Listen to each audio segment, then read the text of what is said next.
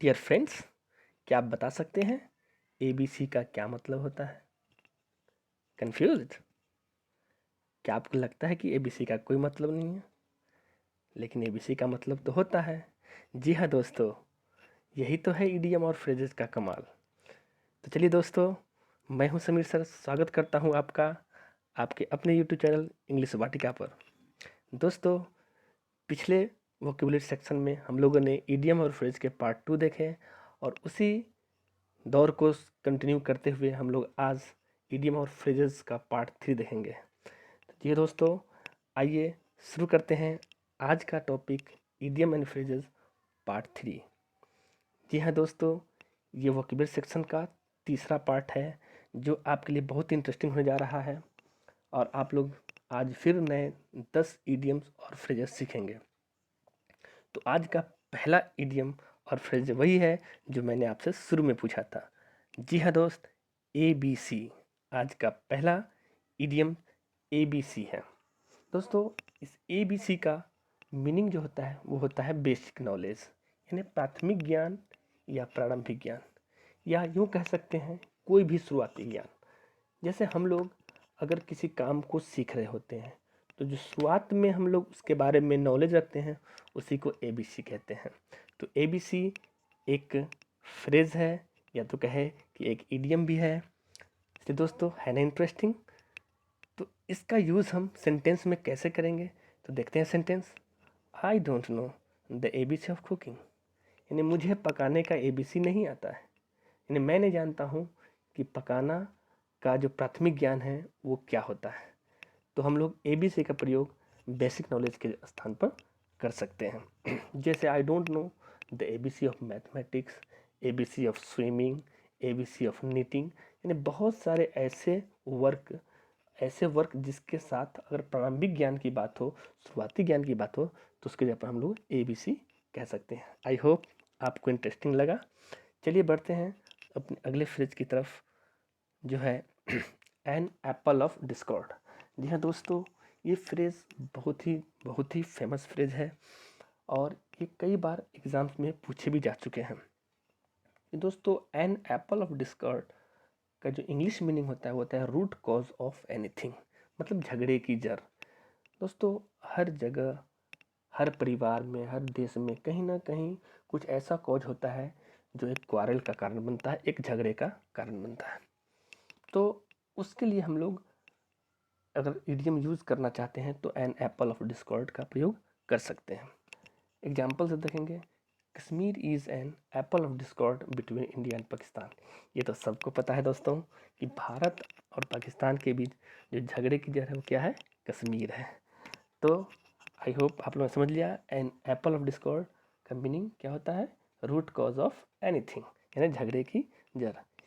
इसी का एक दूसरा इडियम भी है जो आगे देखेंगे हम लोग, अ बोन ऑफ कंटेंशन। दोस्तों, या तो हम एन एप्पल ऑफ डिस्कॉर्ड कहें या अ बोन ऑफ कंटेंशन कहें, दोनों का सेम मीनिंग होता है झगड़े की जड़। यानी झगड़े की जड़ के लिए आपको दो इडियम्स याद रखने हैं। पहला idiom an apple of discord और दूसरा idiom a bone of contention. आप दोनों को झगड़े की जड़ की जगह यूज़ कर सकते हैं। इसका भी सेम मीनिंग होगा, root cause of anything. The old house is a bone of contention between the two families, यानी वो पुराना घर जो है इन दो परिवारों के बीच क्या है? झगड़े की जड़ है, मतलब उसका बंटवारा सही से नहीं हो पा रहा इसलिए वो झगड़े की जड़ है। आप इस ए बोन ऑफ कंटेंशन ये भी बोल सकते हैं, the old house is an apple of Discord between the two families, या आप उस एग्जाम्पल में ए बोन ऑफ कंटेंशन भी यूज कर सकते हैं, Kashmir is a bone of contention between India and Pakistan. तो आई होप आपने दोनों इडियम्स क्लियर कर लिए। एन एप्पल ऑफ डिस्कॉर्ड झगड़े की जड़, या अ बोन ऑफ कंटेंशन झगड़े की जड़। दोस्तों, आगे बढ़ते हैं अगले इडियम्स की तरफ जो है ब्रेड एंड बटर। क्योंकि इसका लिटरल मीनिंग देखते हैं तो ब्रेड का मतलब रोटी और बटर का मतलब मक्खन। लेकिन जब इन दोनों को एक साथ हम इडियम्स के रूप में लेते हैं तो इसकी मीनिंग होती है लिवलीहुड, यानी रोजी रोटी। दोस्तों, हर कोई आज जीने के लिए कोई ना कोई काम करता है, वही उस काम से जो वो पाता है वही उसका लिवलीहुड होता है। तो वही उसका ब्रेड एंड बटर होता है। तो ब्रेड एंड बटर का जो मीनिंग हुआ, इडियोमेटिक मीनिंग हुआ, वो हुआ रोजी रोटी। एग्जाम्पल से क्लियर करेंगे, it is a very difficult to earn bread and butter this days, यानी बहुत ही मुश्किल है आज के दिनों में रोजी रोटी कमाना।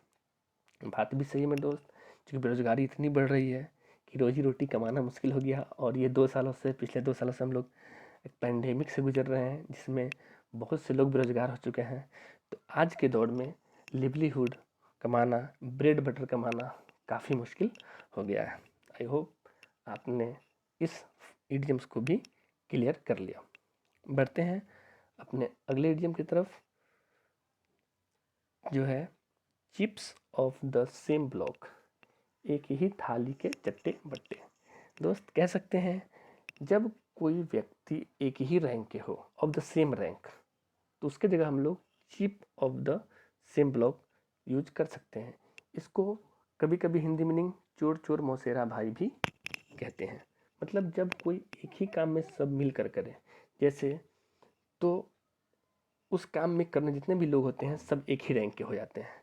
अगर कहीं पे चोरी घटना होती है, उसमें अगर 5 लोग चोरी करते रहते हैं तो पाँचों का एक ही रैंक होता है, यानी कह सकते हैं चोर चोर सब मौसेरा भाई हैं, यानी सब एक ही थाली के चट्टे बट्टे हैं।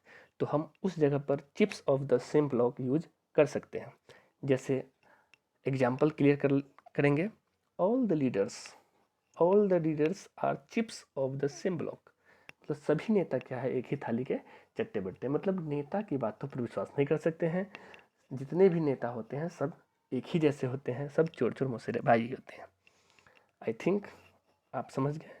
और दोस्तों मेरी आपसे एक रिक्वेस्ट है कि आप जितने भी इडियम्स और फ्रेजेस सीख रहे हैं, उन सारे इडियम्स फ्रेज को एक जगह नोट कर लें और इसको जितना ज़्यादा हो सके सेंटेंसेस में यूज करने की कोशिश करें।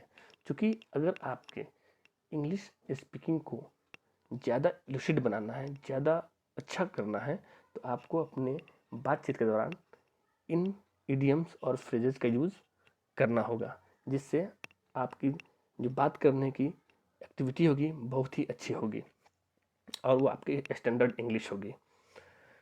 चलिए दोस्तों आगे बढ़ते हैं अगले इडियम की तरफ, बाय हुक और बाय क्रुक।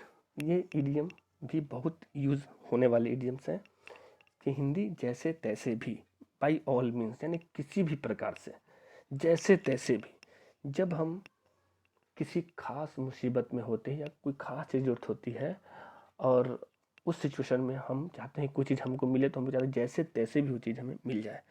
जैसे मान लीजिए अगर हम आज हमारे घर पे कोई अचानक कोई दुर्घटना हो जाती है और हमारे पास पैसे नहीं हैं, तो हम चाहते हैं कि हम जैसे तैसे भी पैसे का अरेंज कर लें और काम करें। तो एग्जाम्पल भी इसी तरह से है, आई हैव टू अरेंज, मुझे अरेंज करना है। आई हैव टू अरेंज, मुझे अरेंज करना है Rs 10,000, 10,000 अरेंज करना है टिल इवनिंग, इस शाम तक, बाय हुक और बाय क्रुक, जैसे तैसे भी, जिस प्रकार से भी हो मुझे आज शाम तक 10,000 रुपये अरेंज करने हैं। तो बाय हुक और बाय क्रुक क्या होता है, बाय ऑल मीन्स, यानी जैसे तैसे भी, जिस प्रकार से भी। क्लियर है? ठीक है, अब बढ़ते हैं अगले इडियम की तरफ, इन हॉट वाटर। दोस्तों ये इडियम एसएससी के एग्जाम में कई बार पूछा जा चुका है। तो याद रखेंगे, हॉट का मतलब होता है गर्म और वाटर मतलब पानी। अगर कोई आपकी उंगली को हॉट वाटर में डाल दे तो आपके लिए मुसीबत हो जाएगी। इसी से मिलता जुलता इसका मीनिंग भी है मुसीबत में, यानी इन ट्रबल। जब हम लोग ट्रबल में होते हैं means we are in hot water, हम लोग किस में होते हैं, हॉट वाटर में होते हैं। एग्जाम्पल भी क्लियर है, I am in hot water these days, इन दिनों मैं मुसीबत में हूँ। इन दिनों मैं क्या, लगभग लोग मुसीबत में हैं ड्यू टू कोरोना, आप समझ सकते हैं। बढ़ते हैं अगले फ्रेज की तरफ, अगले इडियम की तरफ, जो है once in a blue moon. Once in a blue moon यानी कभी कभी। तो कह सकते हैं कभी कभी मेरे दिल में ख्याल आता है, यानी कभी कभी, यानी वेरी ऑफन। वेरी ऑफन भी बोलते हैं, इसकी इंग्लिश मीनिंग वेरी ऑफन होते हैं। जैसे कोई काम जो रेयर केस में किया जाता हो या कोई भी एक्टिविटी रेयर केस में, जैसे हम किसी को याद भी कभी कभी कर लेते हैं, तो once in a blue moon होता है। तो उसके लिए हम लोग वेरी ऑफन की जगह once in a blue moon का यूज़ करते हैं। He drinks wine once in a blue moon, वह शराब पीता है कभी कभी, मतलब डेली नहीं पीता है, कभी कभी पीता है लेकिन पीता है। आई थिंक आपने समझ लिया, once in a blue moon, कभी कभी, वेरी ऑफन। अगला इडियम है ends in smoke. End in smoke, यानी मिट्टी में मिल जाना। मिट्टी मिलना का मतलब दोस्तों यहाँ पे मर जाना नहीं, मिट्टी मिल जाने का मतलब किसी वर्क में फेल हो जाना। मतलब हम कोई चीज़ करने जाएं सफलता के लिए और उसमें फेल कर जाए, मतलब एंड इन स्मोक हो गया, यानी हम फेल कर गए, टू फेल। जैसे all his schemes ended in smoke, मैंने उसकी जितनी भी योजनाएं थी, जितने भी प्लान्स वो लेकर आया, वो सारे प्लान में क्या हो गया, फेल हो गया, सारे प्लान उसके मिट्टी में मिल गए, खत्म हो गए। आई होप आपने समझ लिया, एंड इन स्मोक, मिट्टी में मिल जाना। अगला और आज का लास्ट इडियम जो है वो है selling in the same boat. Selling in the same boat मतलब इन द सेम कंडीशन, मतलब आज जितने भी लोग हैं आप सभी एक ही हालात में गुजर रहे हैं, मतलब सब लोग एक ही हालात में नज़र आ रहे हैं, यानी सबका कंडीशन लगभग एक जैसा ही है। तो जब एक से अधिक व्यक्तियों का कंडीशन एक जैसा हो तो उस कंडीशन में हम लोग सेंटेंस में यूज कर सकते हैं sailing in the same boat. जैसे एग्जांपल है we are sailing in the same boat, हम सभी लोग एक ही हालात में हैं, यानी इन दिनों हम सभी लोग एक ही हालात में हैं। सब लोगों को क्या करना है, स्टे होम, स्टे सेफ रहना है, और 2 गज दूरी, मास्क जरूरी, क्योंकि कोरोना है। तो हम सभी लोग selling in the same boat, यानी सभी लोग एक ही हालात में गुजर रहे हैं। तो आई होप दोस्तों आपने आज के 10 इडियम एंजॉय किए, और आज का ये इडियम बहुत ही इंटरेस्टिंग इडियम थे दोस्तों। आगे भी मैं ऐसे ही इंटरेस्टिंग इडियम्स के वीडियोस बनाता रहूँगा, ये सेक्शन आपके जारी रहेंगे, बस आप लोग कंटिन्यू बने रहें। और जितने भी इडियम मैं बता रहा हूँ सबको अपने नोटबुक में नोट करें, और जितना ज़्यादा से ज़्यादा हो सके आप सेंटेंसेस में यूज करें और अपनी इंग्लिश को अच्छा करें। तो आज हमने सीखा पहला ABC बेसिक नॉलेज यानी प्राथमिक ज्ञान, दूसरा एन एप्पल ऑफ डिस्कॉर्ड, झगड़े की जड़, रूट कॉज ऑफ एनीथिंग, तीसरा ए बोन ऑफ कंटेंशन, झगड़े की जड़, रूट कॉज ऑफ एनीथिंग, चौथा ब्रेड एंड बटर, रोजी रोटी, livelihood, chips of the same block, एक ही थाली के चट्टे बट्टे, या चोर चोर मौसेरा भाई ऑफ द सेम रैंक। अगला बाई हुक और बाई क्रुक, जैसे तैसे भी, जिस प्रकार से भी, बाई ऑल मीन्स। अगला इन हॉट वाटर, मुसीबत में, ट्रबल। अगला once in a blue moon, कभी कभी, वेरी ऑफन। अगला इंड इन स्मोक, मिट्टी मिल जाना, टू फेल। और last sailing in the same boat, एक ही हालात में, एक ही कंडीशन में, यानी in the same condition, in the same condition.